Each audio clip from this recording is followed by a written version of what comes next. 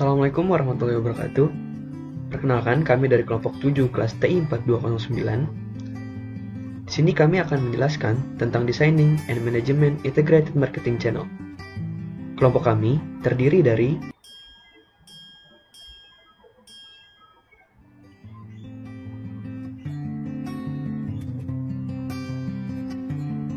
Selamat menyaksikan. Yang pertama itu adalah marketing channels and value networks. Sebagian besar produsen tidak menjual barang mereka langsung ke pengguna akhir. Di antara mereka, banyak yang berdiri sendiri, menjadi perantara dan melakukan berbagai fungsi. Perantara ini merupakan saluran pemasaran. Secara formal, saluran pemasaran adalah serangkaian organisasi yang saling bergantung dan saling berpartisipasi dalam proses membuat produk atau layanan yang tersedia untuk digunakan atau dikonsumsi.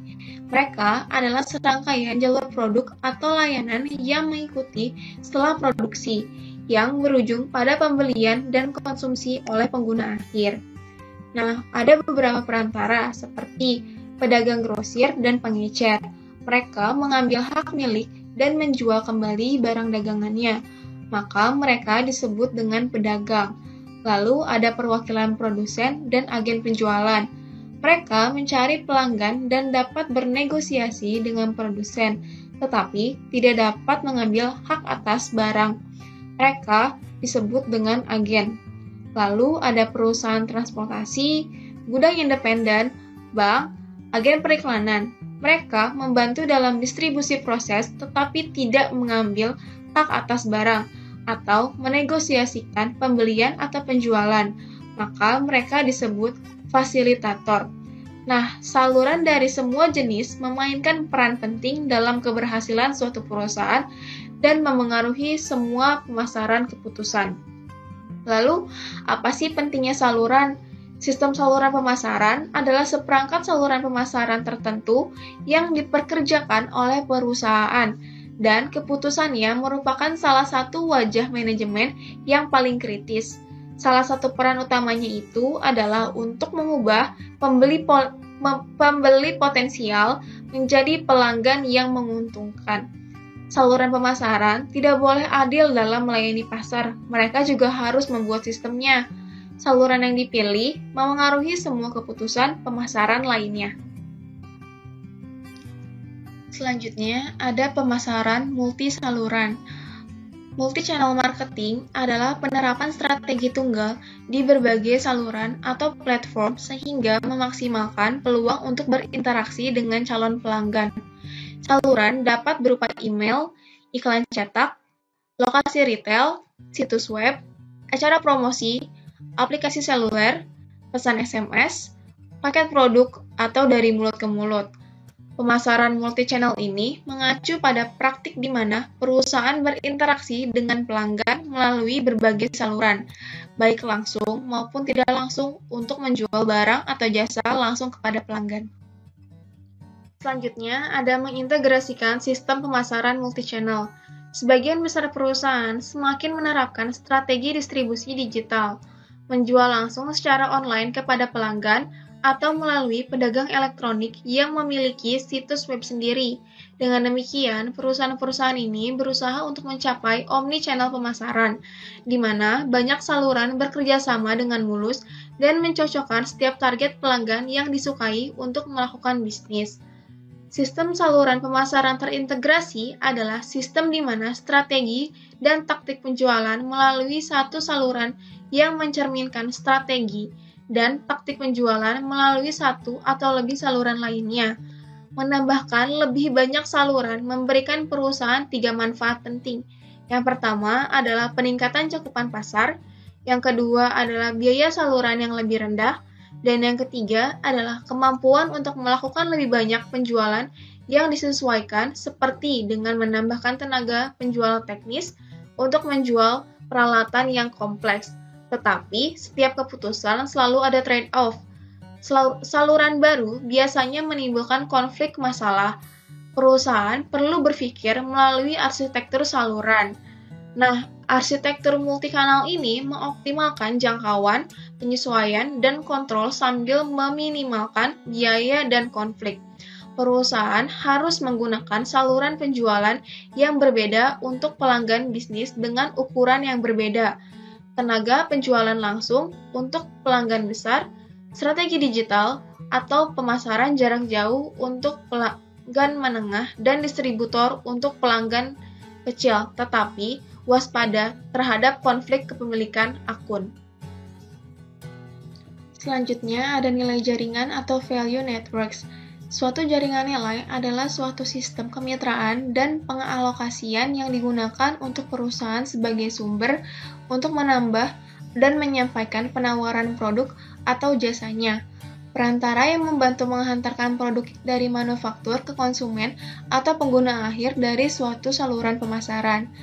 Mengelola jaringan nilai berarti melakukan peningkatan investasi dalam teknologi informasi atau IT dan perangkat lunak. Perusahaan telah memperkenalkan perangkat lunak manajemen rantai pasokan atau SCM dan mengundang perusahaan perangkat lunak seperti SAP dan Oracle untuk merancang sistem perencanaan sumber daya perusahaan atau ERP yang komprehensif untuk mengelola arus kas, manufaktur, sumber daya manusia, pembelian, dan fungsi utama lainnya dalam kerangka kerja terpadu.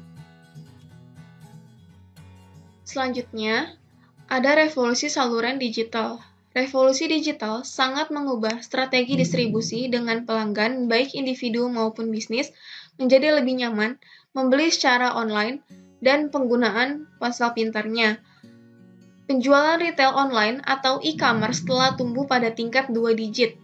Terdapat 3 kategori yang tumbuh paling cepat, yaitu pakaian dan aksesoris, lalu konsumen elektronik, dan yang terakhir adalah perangkat keras komputer. Nah, semua pemasaran, pelanggan memegang kuncinya. Pelanggan menginginkan keuntungan dari pemasaran digital seperti pemilihan produk yang luas, informasi produk yang melimpah, dan mereka mengharapkan integrasi saluran yang lancar sehingga mereka mendapatkan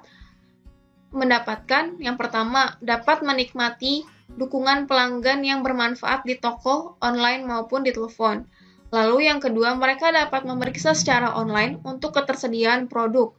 Lalu yang ketiga, mereka dapat mencari tahu apakah di dalam toko tersebut produknya ada atau tidak. Lalu yang keempat, pesan produk secara online dan dapat diambil di lokasi yang ditentukan.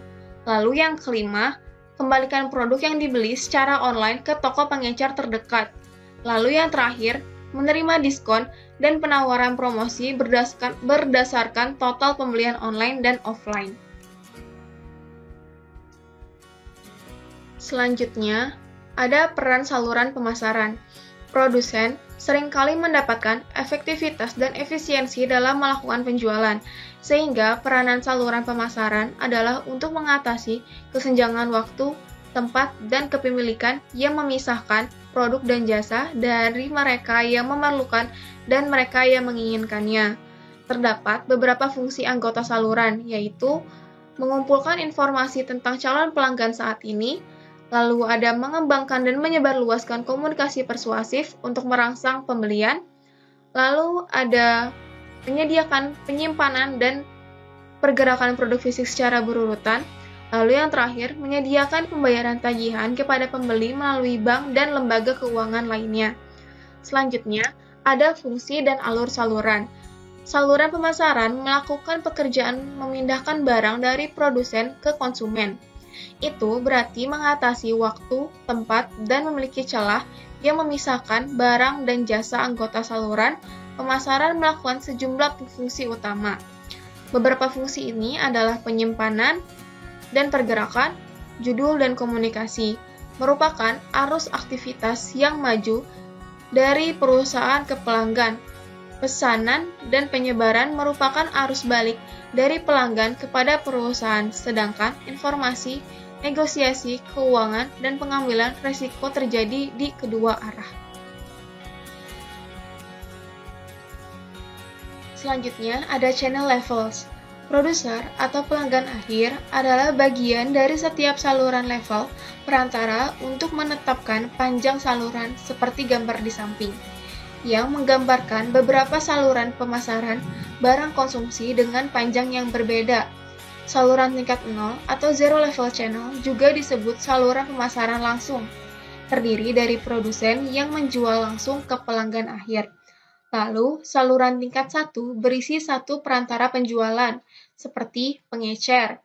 Saluran 2 tingkat berisi dua perantara, biasanya terdiri dari grosir dan pengecer.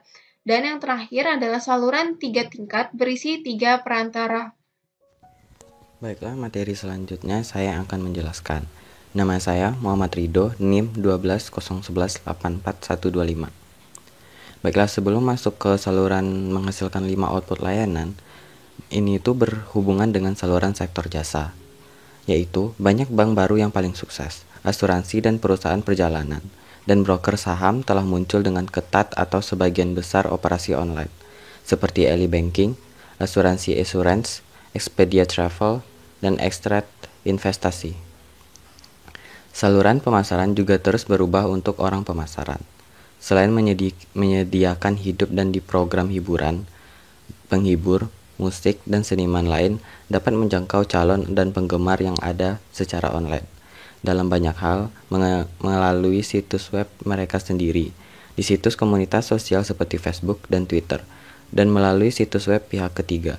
Politisi juga harus memilih campuran saluran media massa. Untuk unjuk rasa, jam kopi, iklan spot TV, direct mail, billboard, fax, email, blog, podcast, situs web, dan situs jejaring sosial untuk menyampaikan pesan mereka kepada pemilih.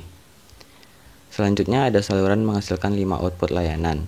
Yang pertama itu ukuran lot yang diinginkan, yang kedua menunggu dan waktu pengiriman, yang ketiga kenyamanan spasial, yang keempat ragam produk, yang kelima layanan backup. Yang pertama itu ukuran lot yang diinginkan. Maksudnya adalah jumlah unit saluran memungkinkan pelanggan biasa untuk membeli pada satu kesempatan. Dalam membeli mobil, untuk armadanya, seperti Hertz, lebih memilih saluran dari mana ia dapat membeli ukuran banyak besar. Rumah tangga menginginkan saluran yang memungkinkan banyak ukuran satu. Kemudian yang kedua, menunggu dan waktu pengiriman. Maksudnya adalah waktu rata-rata pelanggan menunggu penerimaan barang. Pelanggan semakin memilih saluran pengiriman yang lebih cepat. Yang ketiga itu kenyamanan spasial. Maksudnya adalah sejauh mana saluran pemasaran memudahkan pelanggan untuk membeli produk. Seperti Toyota menawarkan kenyamanan tata ruang yang lebih besar daripada Lexus, karena ada lebih Toyota dealer, membantu pelanggan menghemat transportasi dan biaya pencarian dalam membeli dan memperbaiki sebuah mobil, dikarenakan dealer yang berada di banyak tempat. Yang keempat itu ada ragam produk. Maksudnya adalah macam-macam disediakan oleh saluran pemasaran. Biasanya pelanggan lebih memilih bermacam-macam yang lebih besar karena lebih banyak pilihan yang digunakan untuk meningkatkan kesempatan untuk menemukan apa yang mereka butuhkan. Meskipun terlalu banyak pilihan terkadang dapat menciptakan efek negatif. Yang kelima adalah layanan backup. Maksudnya adalah layanan add-on, yaitu seperti kredit, pengiriman, instalasi, perbaikan yang disediakan oleh saluran. Semakin banyak layanan cadangan, maka semakin besar juga manfaat yang diberikan oleh saluran tersebut.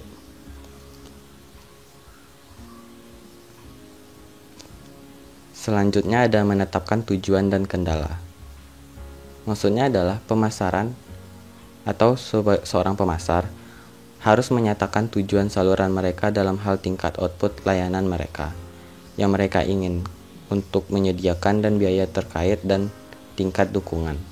Dalam kondisi persaingan, anggota saluran harus mengatur tugas fungsional mereka untuk meminimalkan biaya dan masih memberikan tingkat layanan yang diinginkan. Biasanya, perencana dapat mengidentifikasi beberapa segmen pasar berdasarkan layanan yang diinginkan dan memilih saluran terbaik untuk masing-masing.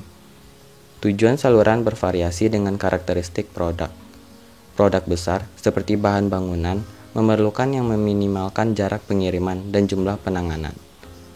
Kemudian produk non-standar, seperti mesin custom build, dijual langsung oleh perwakilan penjualan. Produk yang memerlukan instalasi atau layanan pemeliharaan, seperti sistem pemanasan, dan pendinginan ruangan biasanya dijual dan dipelihara oleh perusahaan atau oleh dealer waralaba.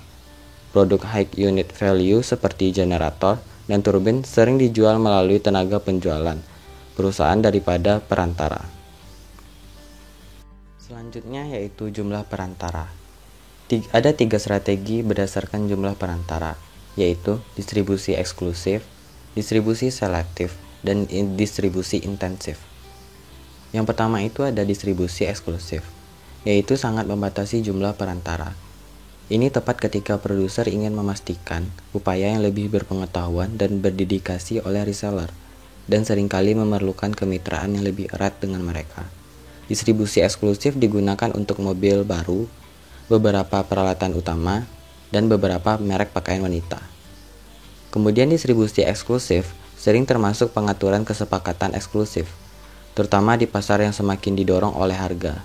Ketika label desainer Italia legendaris yaitu Gucci menemukan citranya yang sangat ternoda oleh overexposure dari toko perizinan dan diskon, diputuskan untuk mengakhiri kontrak dengan pemasok pihak ketiga dan mengontrol distribusi, kemudian juga membuka toko sendiri untuk membawa kembali beberapa kilauan.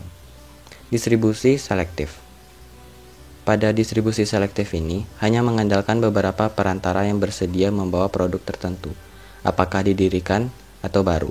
Perusahaan tidak perlu khawatir tentang memiliki terlalu banyak outlet, yaitu dengan dapat memperoleh cakupan pasar yang memadai dengan lebih banyak kontrol dan biaya lebih sedikit, yaitu dibandingkan dengan distribusi intensif. Kemudian yang ketiga itu distribusi intensif. Distribusi intensif ini menempatkan barang atau jasa di banyak outlet, yaitu menempatkan di berbagai banyak outlet sebanyak mungkin.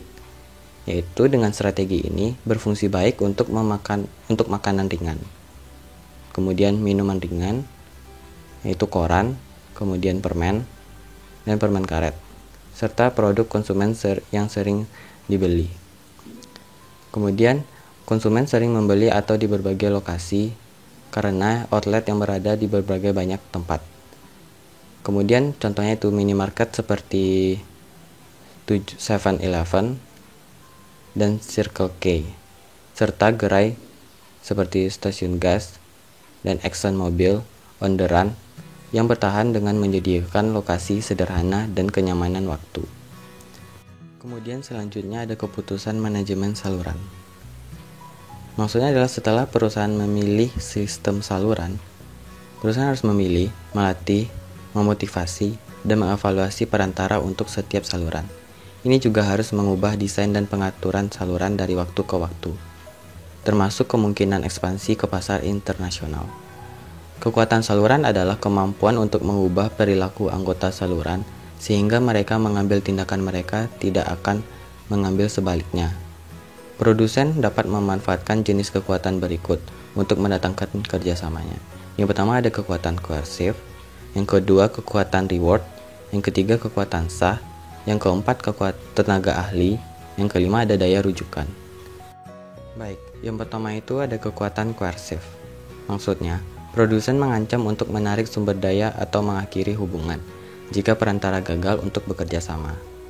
Kekuatan ini dapat efektif, tetapi latihan menghasilkan kebencian dan dapat memimpin perantara untuk mengatur kekuatan countervailing. Yang kedua itu ada kekuatan reward. Maksudnya, produsen menawarkan perantara manfaat ekstra untuk melakukan tindakan tertentu atau fungsi. Kekuatan reward biasanya menghasilkan hasil yang lebih baik daripada kekuatan memaksa, tetapi perantara mungkin datang untuk mengharapkan hadiah setiap kali produsen ingin perilaku tertentu terjadi. Yang ketiga ada kekuatan yang sah. Maksudnya, produsen meminta perilaku yang dijamin di bawah kontrak, selama perantara melihat produsen sebagai pemimpin yang sah, atau kekuasaan yang sah bekerja. Yang keempat ada tenaga ahli. Maksudnya, produsen memiliki pengetahuan khusus nilai perantara. Setelah perantara memperoleh keahlian ini, namun kekuatan ahli melemah, produsen harus terus mengembangkan keahlian sehingga perantara akan ingin terus bekerja sama. Yang terakhir yaitu daya rujukan.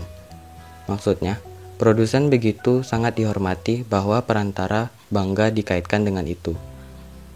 yaitu contohnya perusahaan seperti IBM, Caterpillar, dan Hewlett-Packard memiliki daya rujukan yang tinggi. Kemudian, koersif dan kekuatan hadiah dapat diamati secara objektif. Kemudian, kalau kekuasaan yang sah dan tenaga ahli dan daya rujukan lebih subjektif dan tergantung pada kemampuan dan kemauan pihak untuk mengenalinya. Sebagian besar produsen melihat kerjasama perantara sebagai tantangan besar. Mereka sering menggunakan motivator positif seperti margin yang lebih tinggi, penawaran khusus, premi, operasi iklan tunjangan, tampilan tunjangan, dan penjualan kontes. Itu pada saat mereka akan menerapkan sanksi negatif, seperti mengancam untuk mengurangi margin, memperlambat pengiriman, atau mengakhiri hubungan atau kerjasama. Kelemahan dari pendekatan ini adalah bahwa produsen menggunakan cara yang lebih kasar, yaitu seperti stimulus respon berpikir. Terima kasih. Sekian presentasi yang bagian saya ucapkan terima kasih. Menetapkan tujuan dan kendala. Pemasar harus menyatakan tujuan saluran mereka dalam hal tingkat output layanan mereka ingin menyediakan dan biaya terkait dan tingkat dukungan. Dalam kondisi persaingan, anggota saluran harus mengatur tugas fungsional mereka untuk meminimalkan biaya dan masih memberikan tingkat layanan yang diinginkan. Biasanya, perencana dapat mengidentifikasi beberapa segmen pasar berdasarkan layanan yang diinginkan dan memilih saluran terbaik untuk masing-masing.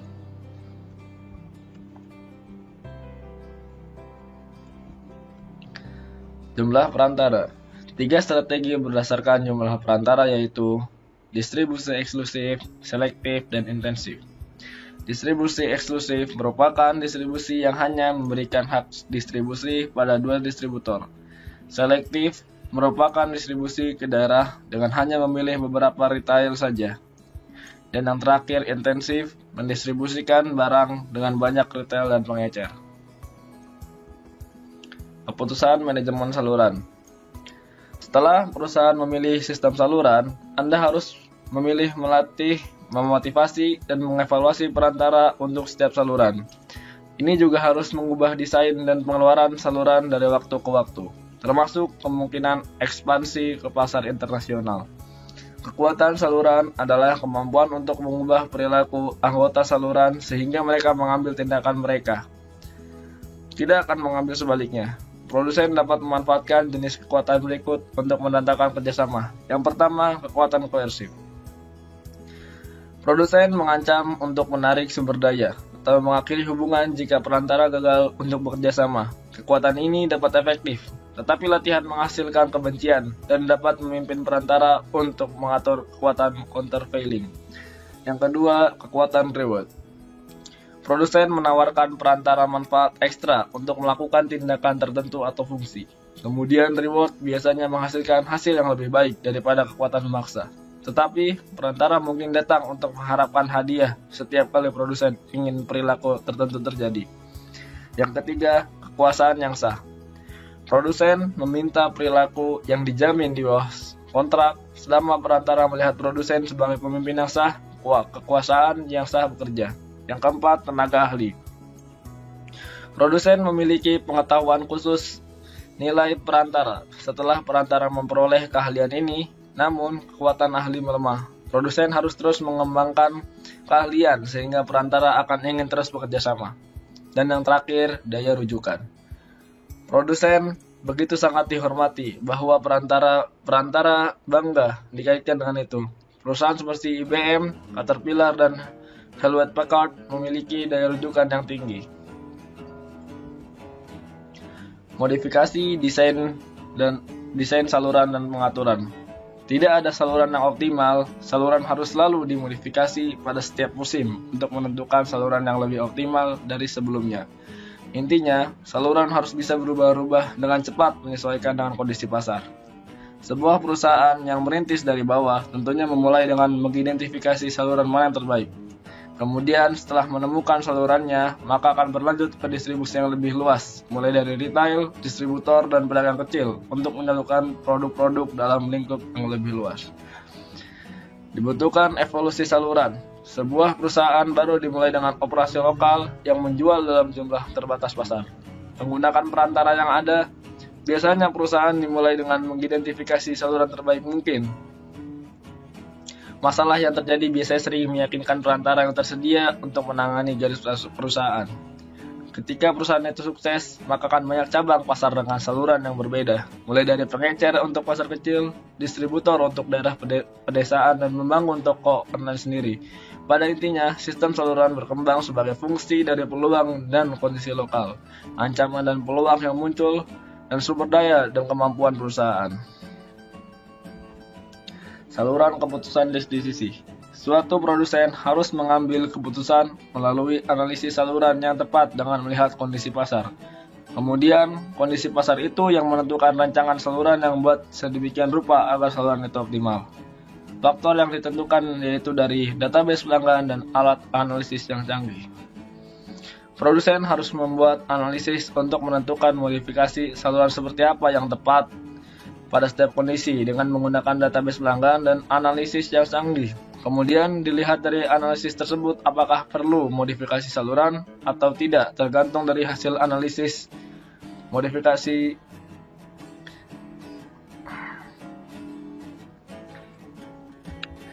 Pertimbangan saluran global. Pasar internasional menimbulkan tantangan yang berbeda, termasuk variasi dalam kebiasaan belanja pelanggan dan kebutuhan.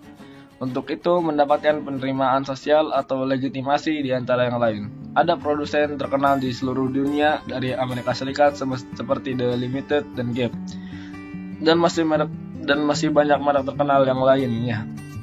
Tantangan yang harus dihadapi bagaimana menyesuaikan cara mempromosikan produk mereka dan tempat yang sesuai dengan kultur di negara yang menjadi target penjualan. Integrasi dan sistem saluran. Saluran distribusi tidak berhenti. Kita akan melihat pertumbuhan vertikal, horizontal, dan multi-channel. Baru-baru ini sistem pemasaran. Setelah kami mempertimbangkan beberapa masalah e-commerce dan m-commerce, kami selanjutnya memeriksa bagaimana ini sistem bekerja sama, konflik, dan bersaing.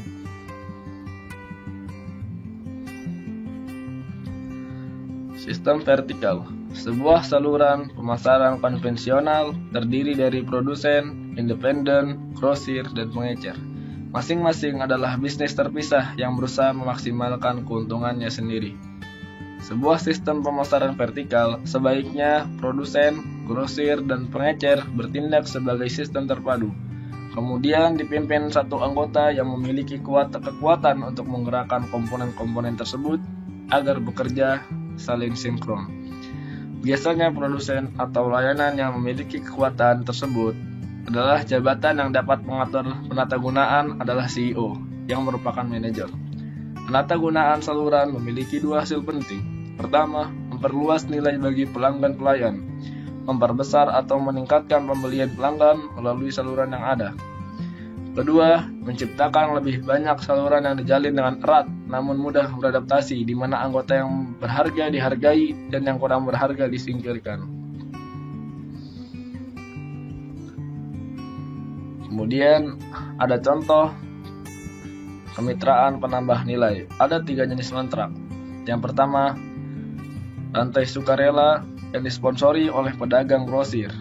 Pedagang grosir mengorganisir rantai sukarela untuk retail independen untuk membantu standarisasi praktik penjualan mereka dan mencapai ekonomi pembelian dalam bersaing dengan rantai besar organisasi. Yang kedua ada koperasi pengecer. Pengecer mengambil inisiatif dan mengatur entitas bisnis baru untuk menjalankan wholesale dan mungkin beberapa produksi. Anggota memusatkan pembelian mereka melalui koperasi dan rencana pengecer iklan mereka bersama-sama, berbagi dalam laba sebanding dengan pembelian mereka. Pengecer anggota juga dapat membeli melalui koperasi tetapi tidak berbagi keuntungan. Organisasi waralaba. Seorang anggota saluran yang disebut memiliki waralaba dapat menghubungkan beberapa tahapan berturut-turut di proses distribusi produksi. Waralaba adalah pengembangan retail dengan pertumbuhan tercepat di Indonesia.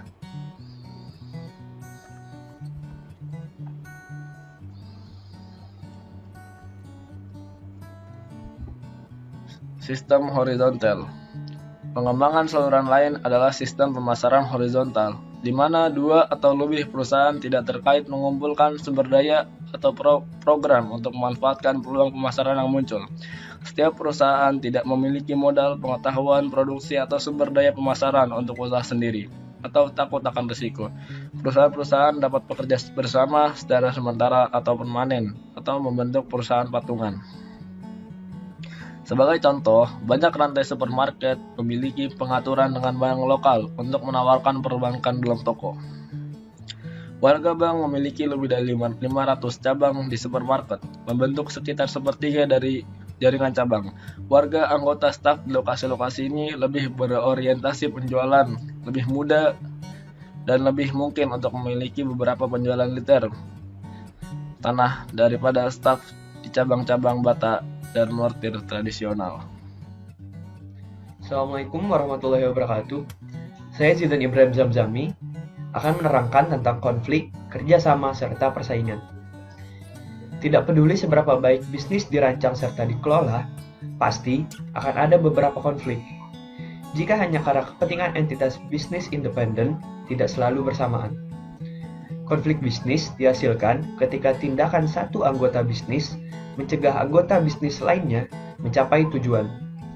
Raksasa perangkat lunak yaitu Oracle Corp yang dilanda konflik antara tenaga penjualan berkekuatan tinggi dengan mitra vendornya telah mencoba sejumlah solusi, termasuk meluncurkan semua wilayah mitra di mana semua transaksi kecuali untuk akun strategis tertentu melalui mitra Oracle tertentu dan memungkinkan mitra untuk mengamankan akun lebih dari $1 miliar lebih.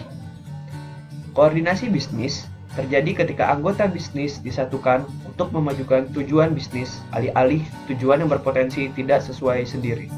Di sini, kita akan menguji 3 pertanyaan, yaitu jenis konflik apa saja yang muncul dalam bisnis, lalu apa yang menyebabkan konflik, serta apa yang bisa dilakukan pemasar untuk menyelesaikannya. Selanjutnya, saya akan menjelaskan tentang jenis-jenis konflik serta persaingan. Yang pertama adalah konflik horizontal. Konflik horizontal ini terjadi antara anggota bisnis pada tingkat yang sama. Beberapa pemilik waralaba seperti Pizza Inn mengeluhkan orang lain yang menyontek bahan, memberikan layanan yang buruk, serta merusak citra merek secara keseluruhan. Selanjutnya ada konflik vertikal. Konflik vertikal ini terjadi antara berbagai level bisnis. Contohnya, ketika Estée Lauder membuat situs web dan menjual merek Clinique dan Bobbi Brown, departemen store Dayton Hudson mengurangi ruang yang diberikannya pada produk perusahaan. Konsolidasi pengecer yang lebih besar telah menyebabkan peningkatan tekanan harga serta pengaruh dari pengecer. Walmart misalnya adalah pembeli utama bagi banyak produsen termasuk Disney, Procter & Gamble, dan Revlon, dan mampu memerintahkan pengurangan harga atau diskon kuantitas dari ini dengan pemasok lainnya. Selanjutnya adalah konflik multikanal. Konflik multikanal ini ada ketika pabrikan telah menetapkan 2 atau lebih bisnis yang menjual ke pasar yang sama. Kemungkinan besar akan sangat intens ketika anggota satu bisnis mendapatkan harga yang lebih rendah atau pekerja dengan margin yang lebih rendah. Contohnya adalah ketika Goodyear mulai menjual merek ban populernya melalui Sears, Walmart, dan Discount Tire. Ia membuat marah dealer independen lainnya dan akhirnya menenangkan mereka dengan menawarkan model ban eksklusif yang tidak dijual di outlet retail lainnya. Selanjutnya adalah penyebab konflik itu sendiri. Penyebab konflik terbagi menjadi 4. Yang pertama adalah ketidakcocokan tujuan atau goal incompatibility. Pabrikan mungkin ingin mencapai penetrasi pasar yang cepat melalui kebijakan harga yang murah. Sementara dealer sebaliknya, mungkin lebih suka bekerja dengan margin tinggi dan mengejar keuntungan jangka pendek. Yang kedua adalah peran dan hak yang tidak jelas atau unclear roles and rights. Contohnya adalah HP. HP mungkin menjual laptop ke akun besar melalui tenaga penjualannya sendiri. Tetapi, dealer lisensinya juga mungkin mencoba menjual ke akun besar. Batas wilayah serta kredit penjualan sering menimbulkan konflik tersebut. Lalu, ada perbedaan persepsi atau difference in perception. Pabrikan mungkin optimis tentang prospek ekonomi jangka pendek dan ingin dealer membawa inventaris yang lebih tinggi. Sementara dealer mungkin pesimis. Dalam kategori minuman, tidak jarang terjadi perselisihan antara produsen serta distributor mereka tentang strategi periklanan yang optimal. Dan yang terakhir, ada ketergantungan perantara pada produsen, atau intermediaries dependence on the manufacturer. Kekayaan dealer yang eksklusif, seperti dealer mobil, sangat dipengaruhi oleh produk serta keputusan penetapan harga pabrikan. Situasi ini menciptakan potensi konflik yang sangat tinggi. Selanjutnya, saya akan menjelaskan bagaimana cara mengelola konflik tersebut. Beberapa konflik dapat bersifat konstruktif dan mengarah pada adaptasi yang lebih baik terhadap lingkungan yang berubah, tetapi terlalu banyak disfungsional. Tantangannya bukan untuk menghilangkan semua konflik, tetapi untuk mengelolanya dengan lebih baik. Teguran verbal, denda, bonus yang ditahan, dan solusi lainnya dapat menghukum perusahaan yang melanggar serta menghalangi orang lain. Pada tabel di atas, telah tercantum beberapa mekanisme untuk manajemen konflik yang efektif. Yang pertama, ada strategic justification atau justifikasi strategis. Dalam beberapa kasus, pembenaran strategis yang meyakinkan bahwa mereka melayani segmen yang berbeda dan tidak bersaing sebanyak yang mereka pikir dapat mengurangi potensi konflik di antara anggota bisnis. Mengembangkan versi khusus produk untuk anggota bisnis yang berbeda, atau varian bermerek. Yang kedua ada dual compensation atau kompensasi ganda. Kompensasi ganda ini membayar bisnis yang ada untuk penjualan yang dilakukan melalui bisnis baru. Contohnya ketika Allstate mulai menjual asuransi online, mereka setuju untuk membayar agen komisi 2% untuk layanan tatap muka kepada pelanggan yang mendapat penawaran harga online. Meskipun lebih rendah dari komisi 10% khas agen untuk transaksi offline, itu memang mengurangi ketegangan. Lalu ada superordinate goals atau tujuan superordinat, yang mana superordinat tersebut adalah anggota bisnis yang dapat mencapai kesepakatan tentang tujuan mendasar atau superordinat yang mereka cari bersama. Apakah itu kelangsungan hidup, pangsa pasar, kualitas tinggi, atau kepuasan pelanggan. Mereka biasanya melakukan yang terbaik ketika bisnis menghadapi ancaman dari luar, seperti bisnis pesaing yang lebih efisien, undang-undang yang merugikan, atau perubahan keinginan konsumen. Lalu ada employee exchange atau pertukaran karyawan. Langkah yang bermanfaat adalah bertukar orang antara dua atau lebih level bisnis. Eksekutif General Manager mungkin setuju untuk bekerja sebentar di beberapa dealer, dan beberapa pemilik dealer mungkin bekerja di departemen kebijakan dealer General Manager tersebut. Dengan demikian, peserta dapat tumbuh untuk menghargai sudut pandang satu sama lain. Lalu ada joint membership atau keanggotaan gabungan. Keanggotaan gabungan ini, pemasar dapat mendorong keanggotaan bersama dalam asosiasi perdagangan. Kerjasama yang baik antara Grocery Manufacturer of America dan Food Marketing Institute yang mewakili sebagian besar rantai makanan, mengarah pada pengembangan kode produk universal atau yang biasa disebut UPC. Asosiasi dapat mempertimbangkan masalah antara produsen makanan dan pengecer serta menyelesaikannya dengan tertib. Selanjutnya ada co-optation atau kooptasi. Kooptasi adalah upaya oleh satu organisasi untuk mendapatkan dukungan dari para pemimpin organisasi lain dengan cara memasukkan mereka dalam dewan penasihat, dewan rediksi, dewan direksi, atau sejenisnya. Jika organisasi memperlakukan pemimpin yang diundang tersebut dengan serius dan mendengarkan pendapat mereka, kooptasi dapat mengurangi konflik.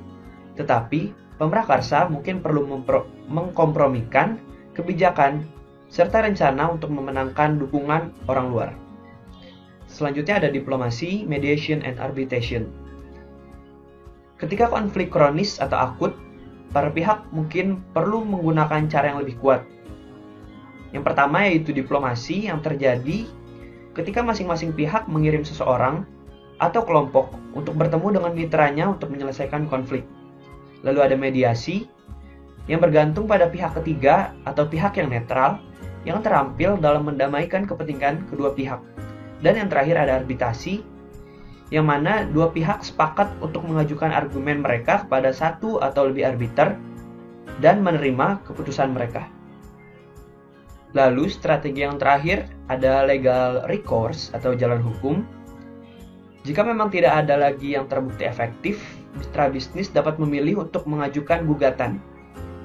Contohnya, ketika Coca-Cola memutuskan untuk mendistribusikan Powerade langsung ke gudang regional Walmart, 60 pembotolan mengeluh praktik ini akan merusak tugas inti distribusi toko langsung atau DSD dan mengajukan sebuah gugatan.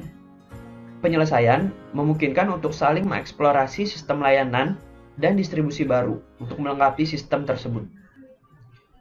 Selanjutnya saya akan menjelaskan tentang masalah hukum serta etika dalam hubungan bisnis. Perusahaan pada umumnya bebas mengembangkan pengaturan bisnis apapun yang cocok untuk mereka.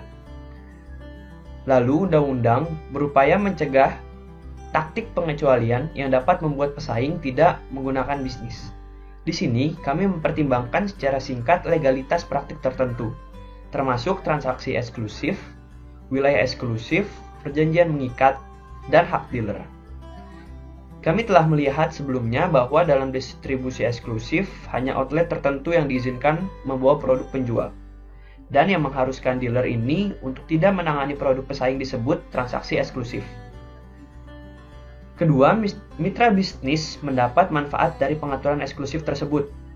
Contohnya, penjual mendapat outlet yang lebih loyal dan dapat diandalkan, dan dealer mendapatkan pasokan produk khusus yang stabil dan dukungan penjual yang lebih kuat.